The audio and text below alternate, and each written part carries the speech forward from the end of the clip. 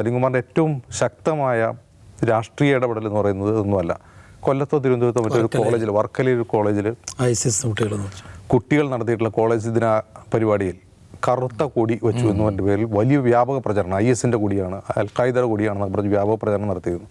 അപ്പോൾ അത് കറുപ്പ് എന്നുള്ളത് ആ കോളേജ് ഡേയുടെ ഒരു തീമായിരുന്നു. അതിൽ സലീംകുമാർ പങ്കെടുത്തത് തന്നെ, സലീംകുമാറാണ് അതിൽ മുഖ്യ അതിഥി. അദ്ദേഹം കറുത്ത വസ്ത്രം ധരിച്ചാണ് അതിൽ പങ്കെടുത്തത്. അദ്ദേഹം ആ പ്രചാരണത്തിനെതിരെ അതിശക്തമായി രംഗത്ത് വന്നു. കാരണം അത് വലിയ തോതിൽ ഇസ്ലാമോഫോബിയ ഉണ്ടാക്കിയൊരു സംഭവമാണ്, ആ കോളേജിനെതിരെയും ഒക്കെ ഉണ്ടാക്കിയൊരു സംഭവമാണ്. അദ്ദേഹം അതിനെ അതിശക്തമായി എതിർത്തുകൊണ്ട് രംഗത്ത് വന്നു എന്നുള്ളതാണ്.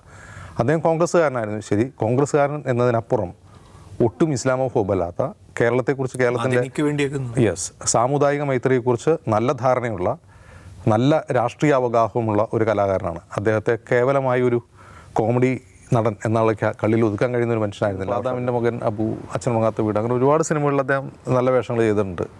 ഈ പിന്നെ ഗ്രാമഫോൺ എന്ന് പറഞ്ഞ സിനിമയിൽ ദിലീപിൻ്റെ ഒപ്പം നല്ല റോളായിരുന്നു അത്. അപ്പോൾ അങ്ങനെ കുറേയധികം നല്ല ക്യാരക്ടേഴ്സ് അദ്ദേഹം ചെയ്തു. ഇനിയും ചെയ്യാൻ പറ്റുമായിരുന്നു. പക്ഷേ അദ്ദേഹത്തിന് പറ്റിയത് എന്താണെന്ന് വെച്ചാൽ അദ്ദേഹത്തിന് ആരോഗ്യം ശ്രദ്ധിക്കാൻ പറ്റില്ല എന്നുള്ളതാണ്. അതാണ് ഇപ്പോൾ ശ്രീനിവാസനെ പോലെ ഇന്ന് സൈഫൂർ ഞാൻ ആലോചിച്ചതിനെ പറ്റിയാണ്. ശ്രീനിവാസനും ഒരുതരം വ്യാജ വൈദ്യങ്ങളുടെയൊരു പ്രചാരകരും പ്രയോക്താവും ഒക്കെ ആയിരുന്നു. സലീംകുമാർ അദ്ദേഹം ഒരു വേദിയിൽ തുറന്നു പറയുന്നുണ്ട്, അദ്ദേഹത്തിൻ്റെ ലിവറിന് മഞ്ഞപ്പിത്തം വന്നു കഴിഞ്ഞപ്പോൾ അത് മാറ്റിത്തരാമെന്ന് പറഞ്ഞാൽ ഏതൊരു വൈദ്യൻ്റെ അടുത്ത് പോയി നിലം പരണ്ട എന്ന് പറയുന്ന ഏതോ ഒരു ചെടിയെടുത്ത് കഞ്ഞി കുടിക്കുക എന്ന് പറഞ്ഞത്. എന്നാൽ 5 ദിവസം അങ്ങോട്ട് കുടിച്ചാൽ മതി. 500 ദിവസം കുടിച്ചു, എന്നിട്ട് മാറുന്നില്ല. അവസാനം ബ്ലഡ് ഛർദ്ദിക്കാൻ തുടങ്ങി. അവസാനം ഇത് മാറുന്നില്ലല്ലോ വൈദ്യരെ എന്ന് പറഞ്ഞാൽ വൈദ്യരെ വിളിച്ച് പറയാം, ഞാൻ ക്യാൻസർ ബാധിച്ച് ആശുപത്രി കിടക്കുകയാണ്, നിങ്ങൾ ആശുപത്രി പോയിക്കോളൂ എന്ന് പറഞ്ഞു. വ്യാജ വൈദ്യത്തിന് പുറകെ പോകരുത്. അത് അദ്ദേഹം ഇപ്പം മോഹനൻ വൈദ്യർ മുമ്പുണ്ടല്ലോ, മരിച്ചുവരും മോഹനൻ വൈദ്യർ ഇദ്ദേഹത്തിന് അസുഖം മാറ്റാന്ന് പറഞ്ഞാൽ എന്തൊക്കെയോ മരുന്ന് കൊടുത്തു അത്ര. അപ്പോൾ അദ്ദേഹം ഒരു പൊതുവേദിയിൽ പറയുന്നുണ്ട്, ഈ പറയുന്ന പാരമ്പര്യ വൈദ്യം എന്ന പേരിൽ സാമൂഹ്യ മാധ്യമങ്ങളിൽ അല്ലെങ്കിൽ എവിടെയോ കാണുന്ന ആൾക്കാരൊന്നും പുറകെ പോകരുത്, നിങ്ങൾ ചികിത്സിച്ച് അസുഖം മാറ്റുക. അത് അദ്ദേഹം ജീവിതം കൊണ്ട് തെളിയിച്ചു. പിന്നീട് അദ്ദേഹത്തിന് ഒരിക്കലും ആ പൂർണ്ണാരോഗ്യത്തിലേക്ക് തിരിച്ചു വരാൻ കഴിഞ്ഞിട്ടില്ല അതിനുശേഷം എന്നുള്ളതാണ് യാഥാർത്ഥ്യം. ഒരു പക്ഷേ ലിവർ ട്രാൻസ്പ്ലാന്റേഷൻ കൊണ്ടൊക്കെയോ അദ്ദേഹത്തിന് വരാമായിരുന്നു ഒരു ഘട്ടത്തിൽ. ആ ഘട്ടമൊക്കെ കഴിഞ്ഞു എന്നാണ് എനിക്ക് തോന്നുന്നത്. അപ്പോൾ ഒന്ന്, നമ്മുടെ വളരെ പ്രബുദ്ധരായ, എഡ്യൂക്കേറ്റഡായ, സാക്ഷരരായ എന്നൊക്കെ പറയുന്ന ആരോഗ്യാവബോധമുള്ള ഒരു സൊസൈറ്റിയിൽ ഇത്തരത്തിലുള്ള വ്യാജ വൈദ്യന്മാർ എത്രമാത്രം, അതും സെലിബ്രിറ്റികളെ പോലും എത്രമാത്രം വഞ്ചിക്കുന്നു, സ്വയം വഞ്ചിക്കപ്പെടുന്നു.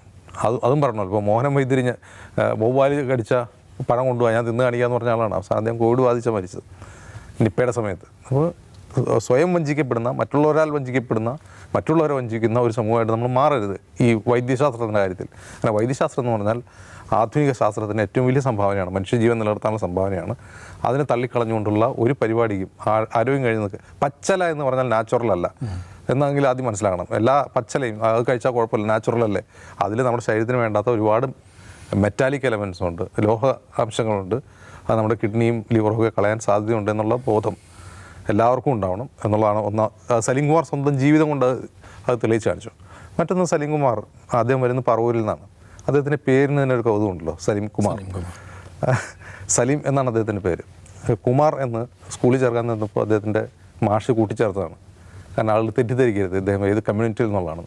പക്ഷേ അതിലേറ്റവും രസകരമായ കാര്യം, ഞാൻ പലപ്പോഴും ഔട്ട് ഓഫ് ഓഫീസിൽ പറഞ്ഞിട്ടുണ്ട്, തൃശ്ശൂർ മുതൽ തെക്കോട്ട് കൊല്ലം ജില്ല വരെയുള്ള കോസ്റ്റൽ റീജിയനിൽ ഈഴവർ മുസ്ലിം പേരുകളിടുകയും മുസ്ലിങ്ങൾ ഈഴവ പേരിടുകയും ചെയ്യുന്ന ഒരു ട്രഡീഷൻ ഉണ്ടായിരുന്നു. അതുകൊണ്ടാണ് നമുക്ക് ഇവിടെ KR സാജു ഉള്ളത്, യു ഷൈജു ഉള്ളത്, സലീംകുമാർ ഉള്ളത്, അവർ ആർ നാസർ ഉള്ളത്. അതുകൊണ്ടാണ് ഏതാണ്ട് ആ തലമുറ അവസാനിച്ചു. ആ തലമുറയിൽ ഏറ്റവും അവസാനത്തെ ആളൊക്കെ ആയിരിക്കും ചിലപ്പോൾ. ഇപ്പോൾ സലീംകുമാറൊക്കെ മരിച്ചു പോകുന്നു, അങ്ങനെ വളരെ കുറച്ച് പേരെയും ജീവിച്ചിരിക്കുന്നുണ്ട്. അത് മാറി. അത് കേരളത്തിൻ്റെ മതേതരത്വം എന്ന് പറയുന്ന, സാമുദായിക സൗഹാർദ്ദം എന്ന് പറയുന്ന കേരളത്തിലെ ഏറ്റവും വലിയ 2 കമ്മ്യൂണിറ്റികളായ ഈഴവരും മുസ്ലിങ്ങളും തമ്മിലുണ്ടായിരുന്ന സൗഹാർദ്ദമാണ്. നമ്മുടെ കേരളത്തിൻ്റെ മതേതരത്വം എന്ന് നമ്മൾ പൊതുവെ പറയുന്നത് ഈ 2 കമ്മ്യൂണിറ്റികൾ തമ്മിലുള്ള സൗഹാർദ്ദമായിരുന്നു. അതിൽ വിള്ളൽ വരുന്നതോടെയാണ് കേരളം പോളറൈസ്ഡായി തുടങ്ങുന്നത്. അത് വിള്ളൽ വരുത്തുക എന്നുള്ളത് ചില ശക്തികളുടെ നേരത്തെയുള്ള പ്ലാനായിരുന്നു. ആ പ്ലാൻ അവർ വളരെ എക്സിക്യൂട്ട് ചെയ്തു. അതിന് ഫലം കണ്ടുകൊണ്ട് തുടങ്ങുന്ന ഒരു കാലഘട്ടത്തിലാണ് സലീംകുമാർ മരിച്ചു പോകുന്നത്.